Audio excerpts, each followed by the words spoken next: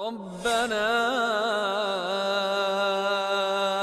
آتنا في الدنيا حسنة وفي الآخرة حسنة وقنا عذاب النار. السلام عليكم ورحمة الله وبركاته. الحمد لله والصلاة والسلام على رسول الله وعلى آله وأصحابه ومن تبعه بهداه إلى يوم القيامة وبعد. Ikhwani wa akhwati fid din, a'azzakumullah. Kali ini kita ingin berbicara tentang tips dalam mengenali kepribadian anak. Di mana alangkah sulitnya mendekati anak yang belum dimengerti corak dan model kepribadiannya. Sehingga kita lihat di sini ada dua hal penting. Bahwa kepribadian itu memiliki corak dan memiliki model. Dengan mengenali corak dan model kepribadian anak, kita bisa mengerti cara berbicara yang tepat dengannya. Di mana dengan mengenali corak dan model kepribadian anak, kita mengerti permasalahan anak dan cara menyelesaikannya. Anak akan senang sekali kepada orang yang dirasakan pas dengannya, karena menganggap pas cara-cara pendekatannya kepada dia. Di antara contoh, pembicaraan dalam menggali kepribadian anak. Kita ingin mengenali anak, kita ingin menggali bagaimana kepribadian anak ini. Kita mulai dengan pertanyaan-pertanyaan. Apa sih yang kamu sukai? Apa sih yang kamu benci? Apa sih yang pas menurutmu? Kenapa kok kamu begitu? Bagaimana baiknya menurut kamu? Ini pertanyaan-pertanyaan yang seperti ini adalah cukup untuk membuat kita mendalami kepribadian seorang anak. Ingat bahwa kepribadian itu ibarat kain. Kain itu kan selalu bercorak dan bermodel. Corak itu menggambarkan warna yang melekat pada kain. Begitu pula kepribadian menggambarkan sifat dan keadaan yang melekat pada pribadi seseorang. Corak dari suatu kepribadian biasa disebut dengan karakter. Jadi kita membayangkan apa sih karakter itu? Karakter itu ibarat corak pada kain. Di mana kain ada warnanya, ada gambar-gambarnya, ada garis-garisnya. Nah, itulah karakter. Karakter inilah yang kemudian menjadi ciri khas kepribadian seseorang. Di mana karakter itu menggambarkan bahwa orang ini punya ciri khas yang seperti ini. Orang yang lain, ciri khasnya lain lagi. Untuk mengenali karakter seorang anak secara mendalam, perlu interaksi yang intensif. Kita harus sering bersinggungan dengan anak. Kita sering berbicara dengan dia. Kemudian kita pun mesti memperhatikan pembicaraan. Bagaimana cara dia berbicara. Memperhatikan bagaimana kepeduliannya, bagaimana perlakuannya terhadap orang lain, dan bagaimana tanggapannya terhadap perlakuan orang lain, dan seterusnya dan seterusnya. Salah satu contoh di saat anak itu mengatakan, saya nggak demen kayak begini. Maka kita perhatikan, oh anak ini berarti tidak menyukai hal ini. Kenapa? Nah, maka kita dalami. Seorang anak misalnya berbicara kasar terhadap kawannya. Maka kita perhatikan kenapa dia berbicara kasar kepada kawannya. Maka ini menarik sekali untuk kita dalami. Ada apa? Ada permasalahan apa? Apakah karakter anak itu seperti itu? Kemudian seperti halnya kain bermodel pada jahitannya dan sulamannya. Jadi di saat sebuah kain itu dijahit, kain itu disulam, dibordir, dan sebagainya, maka kita mengatakan, oh kain ini bermodel. Maka kepribadian manusia pun melekat padanya model kepribadian.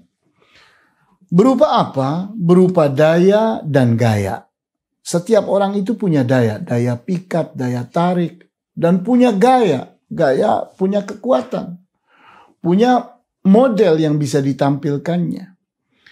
Di mana setiap orang itu punya daya pribadi dan gaya pribadi yang orang sering menyebutnya dengan istilah mental.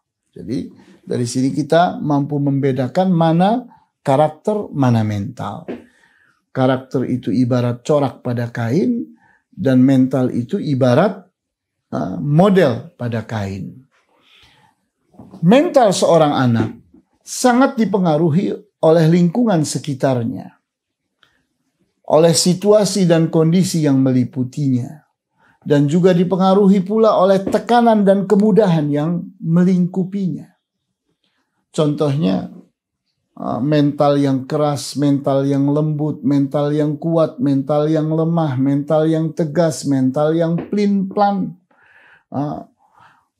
mudah menerima, mudah menolak, gampang percaya, penuh trauma. Ini menggambarkan tentang keadaan mental seseorang. Mental tentunya bisa dibentuk dan mental pun bisa dirubah. Di antara cara merubah mental itu adalah dengan bimbingan dan arahan yang terus-menerus. Sehingga bimbingan dan arahan itu sampai kepada bukti. Kemudian bagaimana anak itu dibawa menyaksikan contoh-contoh yang nyata dan terbukti berhasil. Maka seorang anak akan menyesuaikan mentalnya. Oh ternyata apa yang menjadi mental dia selama ini salah. Buktinya orang dengan mental yang lain ternyata bisa berhasil. Kemudian, mengenali kepribadian anak merupakan seni yang perlu didalami oleh pengasuh yang ingin sukses dalam melakukan pendekatan. Seperti halnya lautan yang luas memiliki kekayaan hayati yang beraneka ragam, begitu pula kepribadian manusia pun memiliki keragaman corak dan model yang perlu didalami dan dihayati. Nah, ingat bahwa mata manusia adalah jendela jiwa dan lidah manusia adalah pintunya. Jadi bagaimana kita ingin melihat kerelum yang ada di dalam jiwa seorang anak, perhatikan matanya dan perhatikan lidahnya. Pada saat memperhatikan seseorang berbicara, hendaknya diperhatikan pula matanya. Karena kita bisa melihat dari sana keadaan jiwa seseorang. Keaslian atau kepalsuan, benar atau dusta, merasa aman atau khawatir, merasa nyaman atau cemas, merasa senang atau sedih, dan seterusnya. Itu semua bisa dilihat dari penampilan mata. Kemudian, pada saat seseorang ingin mendalami kepribadian seseorang, maka tidak cukup dengan hanya memperhatikan perilakunya saja. Karena di sana banyak sandiwara dan banyak tingkah pola yang dibuat-buat. Maka setelah kita memperhatikan perilaku seorang anak, maka di saat kita ingin mendalaminya, maka apa yang kita lakukan? Ayo kita uji kebenaran dari apa yang kita lihat dari perilaku anak itu. Kemudian kita ajak bicara, kemudian kita perhatikan mata dan lidahnya. Saat lidahnya berbicara, maka perhatikan matanya. Bagaimana cara dia menjawab, bagaimana cara dia menanggapi apa yang menjadi pembicaraan antara kita dengan dia.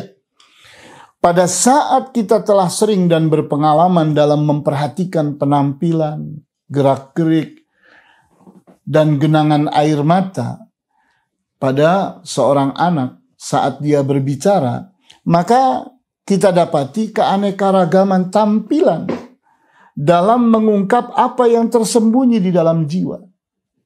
Jadi kita lihat bahwa ternyata Di saat seseorang itu semakin sering memperhatikan dan semakin berpengalaman dalam memperhatikan mata anak, maka dia akan tahu bahwa ini penampilannya menunjukkan apa, ini gerak-geriknya menunjukkan apa, gerakan air matanya atau genangan air matanya itu menunjukkan apa. Contohnya, air mata bisa mengungkap senang atau sedih. Kemudian bulatan bola mata itu bisa mengungkapkan penolakan dan penerimaan. Kemudian perubahan pelupuk mata itu bisa menunjukkan di saat dia membuka dan menutup dengan sering atau dengan jarang, maka kita akan bisa melihat, oh ini asli, bahwa ini adalah sandiwara dan seterusnya. Jadi kita lihat di sini. Inilah pelajaran kita, di mana di saat kita ingin mengenali kepribadian seorang anak, maka kita dalami dengan memperhatikan bagaimana perilakunya, bagaimana pembicaraannya, dan bagaimana perubahan yang ada pada matanya.